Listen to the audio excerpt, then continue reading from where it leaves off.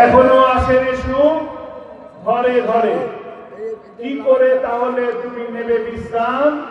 কি করে তাহলে তুমি ছেড়ে দেবে সংগ্রাম? সংগ্রাম ছাড়া উপায় আছে? গত 12টা নির্বাচন আমরা বারবার ভুল করেছি। বারবার নির্বাচন এসেছে আর আমাদেরকে বলা হয়েছে বাংলাদেশকে সিঙ্গাপুর বানাবো, বাংলাদেশকে মালয়েশিয়া বানাবো, বাংলাদেশকে দুবাই বানাবো।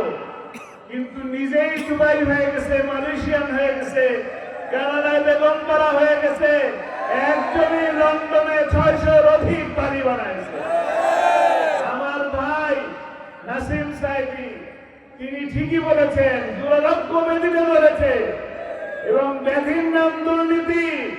সেই দুর্নীতি দূর করার জন্য যে সততা দরকার আমরা সেই সততা দেখতে পাচ্ছি না। আজকে সততা, সৎ রাজনীতি, সৎ রাজনীতিবিদ তাদেরকে আমরা দেখতে পাচ্ছি না। যে কারণে সরকার এবং নির্বাচন কমিশন বলছেন আপনার হাতে চাবি।